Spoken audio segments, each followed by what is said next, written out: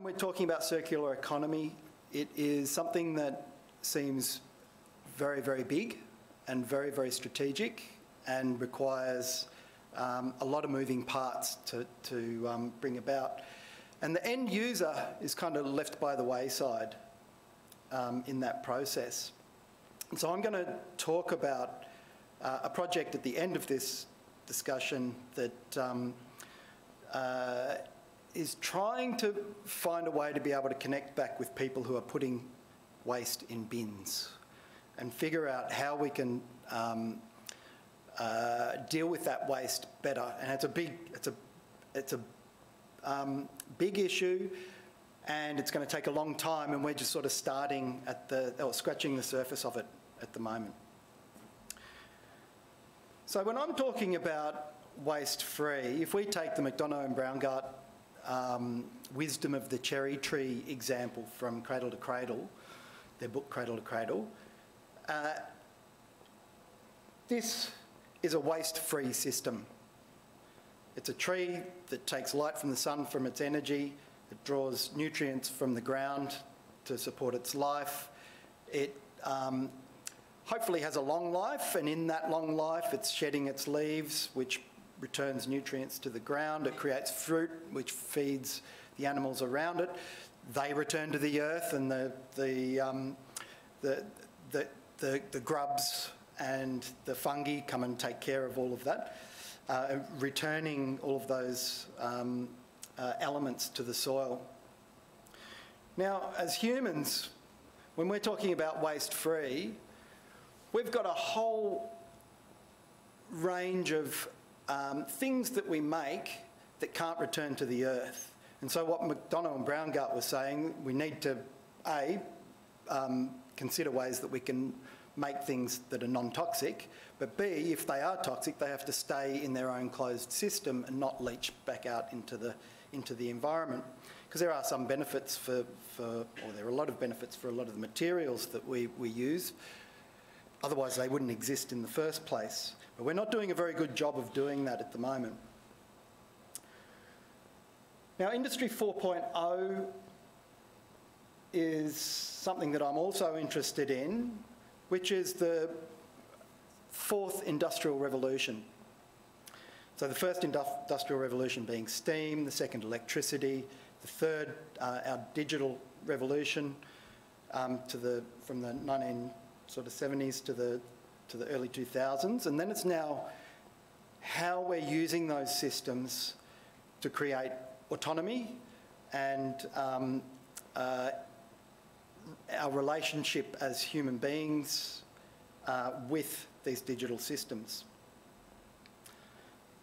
And I'm sure Chen will be able to shed more light on this than what I can. I'm sort of coming at Industry 4.0 from the grassroots up. Like John, I'm a hands-on maker. I love to experience things in real life in order to be able to learn and then develop the products that I'm designing. Now, Industry 4.0 I've accessed through the 3D printing, digital fabrication side of things. And now, in the project which I'll talk about later, we're just starting to get into how we integrate sensors and code to help us learn to respond to social situations.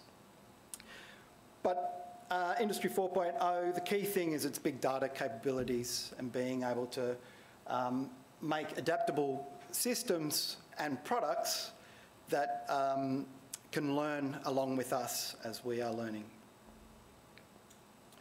So I want to talk a little bit about my pathway to a waste-free Industrial 4 practice. I've got waste-free in inverted commas because, as most of us will know, any creative practice is extremely wasteful, and I have made more than my fair share of waste in the process of trying to find ways of being waste-free. I started in the automotive industry and designed cars, I did it for 10 years. I studied at RMIT, did industrial design, went straight into automotive design at Ford here in Melbourne. and for 10 years was on a whole range of projects and really enjoyed my time there. But by the end of my time, I was questioning the sustainability of the industry, not just from the drive sources, but also from the waste that's being generated in the manufacturing process. And I wanted to explore ways of being more sustainable in the transport industry. So I left and started a PhD at Monash Uni, and my first project was looking at how we might, design something that can be human-powered, and finding ways of styling a response to my ideological conundrums. Now, quickly realising that styling wasn't the best way of tackling the situation because I couldn't get a hands-on with the materials, or if I did, it was about form over function, and then I was sort of squishing the materiality into these forms. So I started looking at how we might use materials that have already been through the production process, coming out the other side. Those materials have already had their carbon,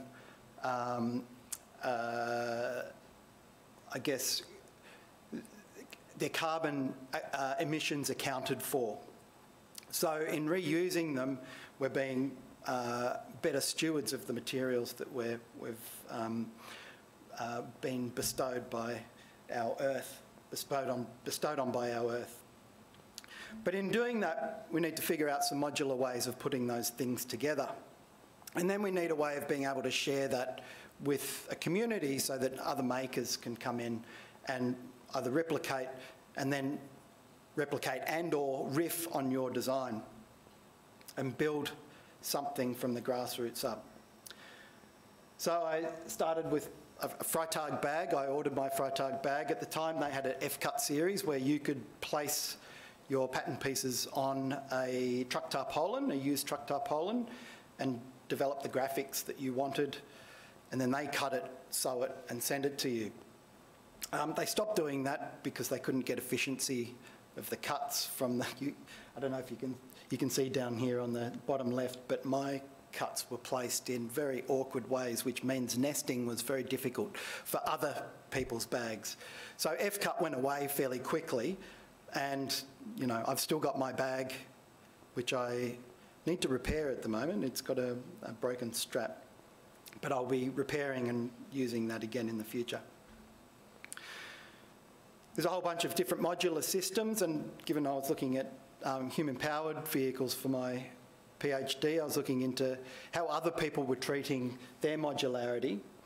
And a lot of that modularity or a lot of the systems like the XYZ space frame bike in the bottom here was a very square, they're using a square hollow section to come together and make very sort of boxy shapes.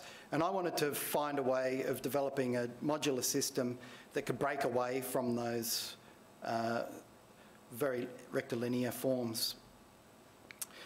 And on the open source side of things, Enzo Mari, one of my design heroes, set a precedent decades ago with his blueprints for how people can, or for aiding people to make their own furniture at home from easily accessible materials, tools, and fixtures.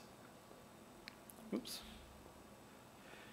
Now, I got into open design from a 3D printing perspective, and I guess this is where my journey with Industry 4 started and really sparked my interest in additive manufacturing.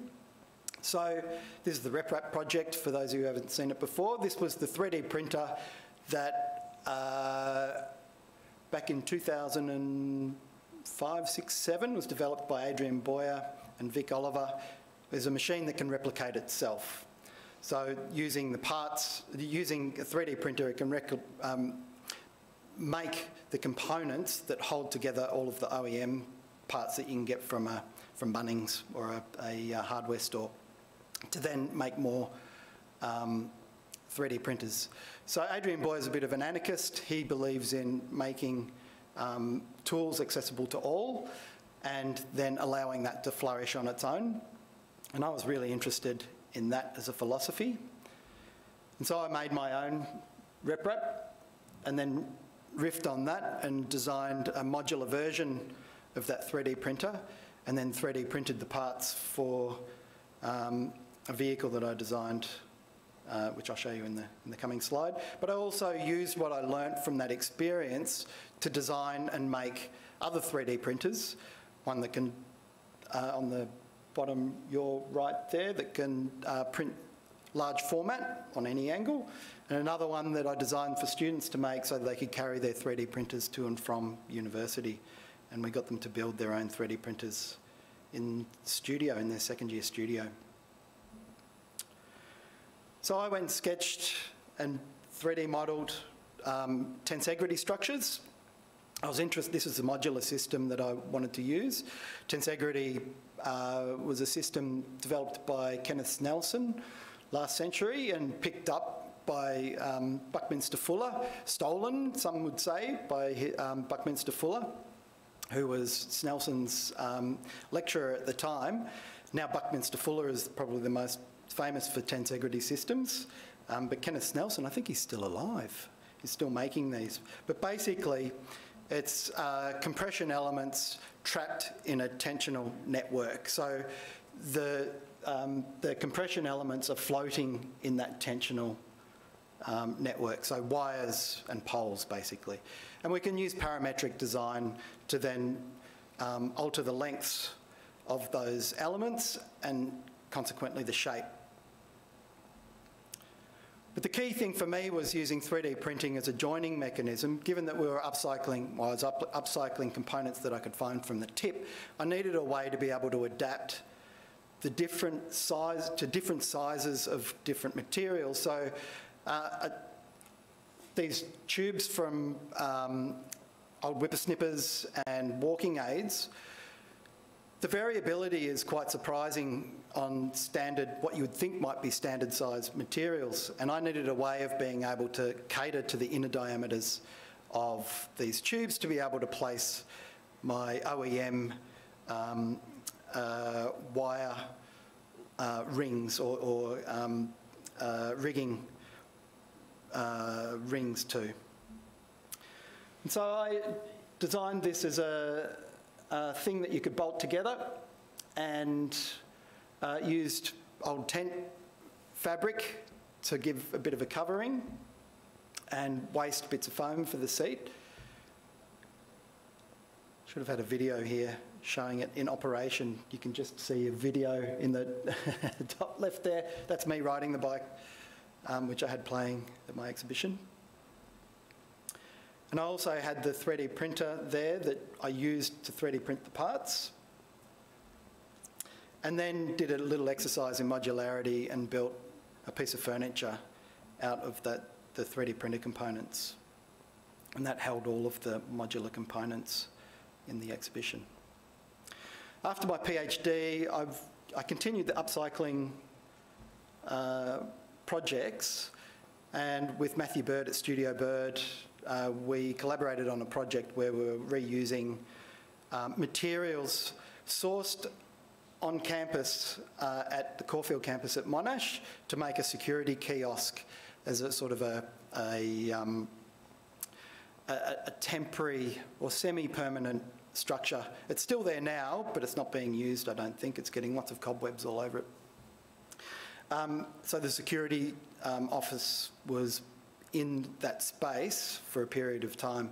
So we sourced upcycled, we sourced industry or industrial materials to make the interior. We also used the truck tarpaulins for the facade, and then stretched those into interesting forms. And I had my students helping me make this project. And the last project that I did before leaving Monash was a participatory project where we were teaching all of these, or facilitating the learning, this kind of learning with disengaged learners in the city of Hume. So hoping to be able to pass that knowledge on. But my practice has always been very tactical. So by that I mean it's in the moment, we're using materials that are available and don't really have, I guess, any sway in what those materials are. We're just responding to the materials in the moment and then trying to find ways of being able to reuse them. But when we look at the Ellen MacArthur Foundation's map of circular economy, it's a really highly strategic, or requires highly strategic thinking in order to be able to, I guess, bring about that waste-free mentality and that waste-free practice that we need in order for our planet to survive, basically. And hopefully we're not too late in this. And hopefully we're not too slow. It is, you know, we're already starting to see plastics in the ocean causing illness in people in the Mediterranean who are eating the fish, who are eating the plastic. So there's something that really needs to be done now. So I'm interested in how we might apply Industry 4.0 technologies and processes to be able to sustainably integrate waste into this industry, into the circular economy. And we're starting on the ground level. I'm doing a project at the moment, and I'll talk about this, but we're starting at the grassroots level, working with end users in a commercial setting, so it's not a household setting. But the thing that we really need to be able to do before we can actually start the process of being able to deal with the waste is to be able to identify what that waste is, be able to quantify the amount of waste and measure, not just weights, but yet be able to measure the sizes and volumes. And then we need to be able to locate where that waste is and where it needs to go. So we're about a third of the way through a project. So we're working, Michael Trudgeon and I are working with a client, a commercial cleaning business who wants to start their own service system based on being able to separate waste in the office place, weigh that waste, and then be able to feed that data back up into the cloud to be able to analyse that data, and then tell the cleaners when they need to come and empty a bin, but also feed back to the users how much waste they're actually producing, in what waste types.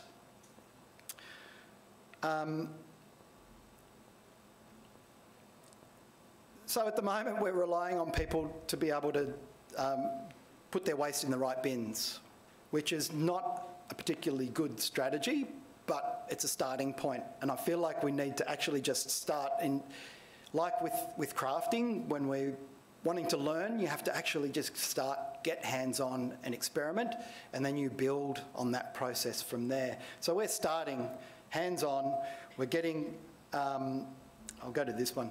We're on our 4th prototype at the moment. Our first prototype just started literally taking some scales and putting it in a bin. The second one, we gave it some smarts. The third one, we worked with a sheet metal fabricator in Echuca. Very, very talented people. If you can't do it yourself, like John was saying, find someone who can and work with them closely. So I'm bringing the digital manufacturing side of things, and they're bringing the hands-on sheet metal side of things to this, and the rest of the team is bringing all of the mechatronics side of things, which I have absolutely no idea about.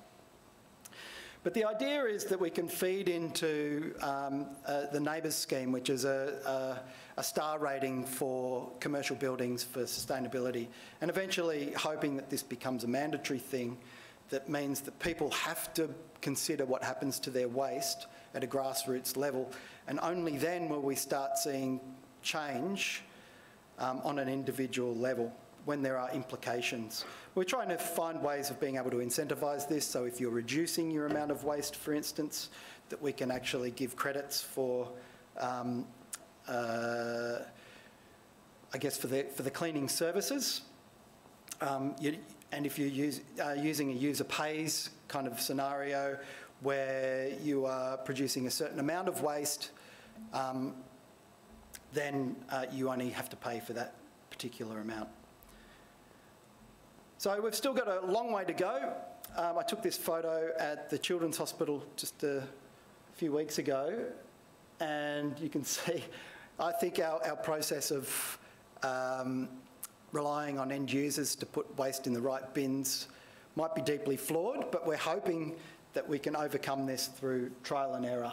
You can see in these bins there's the same items in both landfill and recycling. So we've got a long way to go, but hopefully we're on the right path.